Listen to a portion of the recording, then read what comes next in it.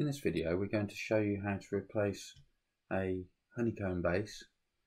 These come with a honeycomb Alpha and Bravo and would normally be affixed to your honeycomb table from DOF Reality like this. So we're going to replace this with a QRMax Base Mount like this. So the first thing you need to do is undo these 4 screws and take this off. So power of magic, we've done that. The next thing we need to do is fit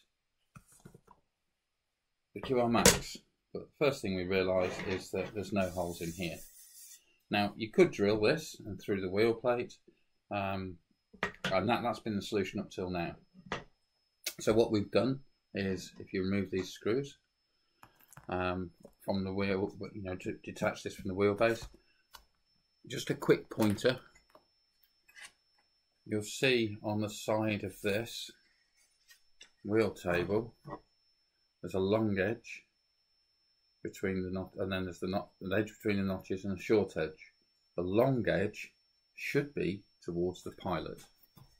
Okay, that's very important because these holes to the centre holes and these holes to the centre holes have different spacings. It's 78mm and 80mm, so it is handed, and the shorter space is towards the pilot. So to get around drilling, we've created a support place, and the support, or base support should I say, and the base support fits on the honeycomb table just like so. It comes with QRMax plate if you buy the kit, and a fixing kit with a bunch of screws and nuts and washers. So the first thing to do is to fit this to the table. So there are 2 M6. In fact, let me just put them out on here so you can see. There are 2 M6 by 18 screws in here, 4 M6 by 16, and they fit through the QRMax plate into these embedded nuts, these 4 holes. There are nuts and washers to go with these 2. So these are M6. There are nuts and washers to go with the 4 end fixings. This is just to make sure this is clamped down really well, because these are only M4 here. We couldn't just do the M4s on the ends. So let's get to it. I'm going to fit these through first. Now these will go through the wheel table, so if it's in place, you've got to get underneath and fit it.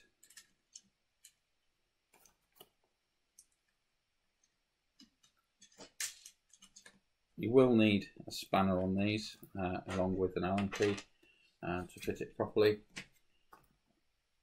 But in the interest of time, don't forget the washer. And you will be doing, as I say, with this in place on the wheel table, generally.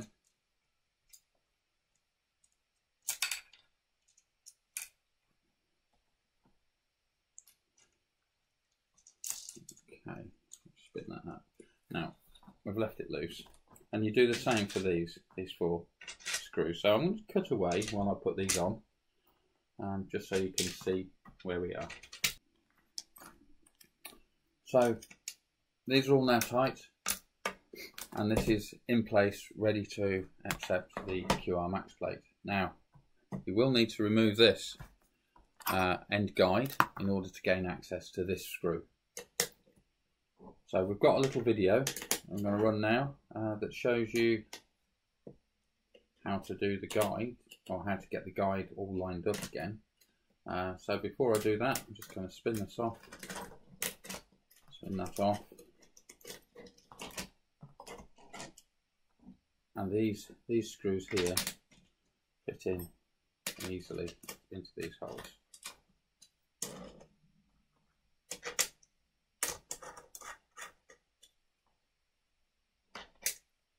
The other three are perfectly accessible, should I say.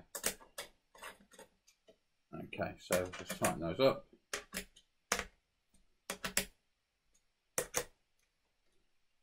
That's tight, and then right, we've got our QRMax Base Mount DOFR. Put it on the bench so it's easier to show you how to align these guides. It is best to do it when it's attached to the rig, because when it's attached to the rig, it's nice and flat, it's held in place, and there's no movement on it, and it's just easier to actually align. But I'm going to show you on the bench just to prove it's all possible. So what we've done, we've loosened this so we could actually mount our QRMax Base Mount DOFR onto our DOF Reality rig, onto the support base, and you've seen all that in the video, so I'm going to show you how to get the guides aligned. We haven't had to undo these two guides. Okay, that's the beauty about the DOFR. It's only got 4 mounting points, 3 of which are accessible readily. So I've had to loosen this guide, take these 2 screws out so we can pivot it out of the way and use that one. Okay, so this is quite important. Just doing them back up and hoping they'll self-align is like hoping you won the lottery this weekend. You might win £2.30. So I think I've just won £2.30 because it's a little bit loose. It's not quite aligned right. So we want to get this as central as possible. So I'm just going to loosen them off again and show you how to do it properly. Take your QR plate. Any QR plate will do. It's easier if it's off the controller. So do it before you mount them to the controllers. This has got like an alignment piece on this actual guide here, which interlocks with the part on the QR plate. So get it down as close as possible. Don't have to lock it in. It will go practically all the way without it being locked in. And then just release it, keeping a bit of pressure on it. Just release it a bit, just enough so that you can get to this guide. You can see it's moving around there. So what I'm going to do now is to stop it moving around. I'm going to put my thumb on it and pull this back, just to reveal the first Allen bolt. And this is an M4 or an 4mm Allen key. So I'm holding it in position. Got those 2 done. Third one in. Lovely bit of friction there.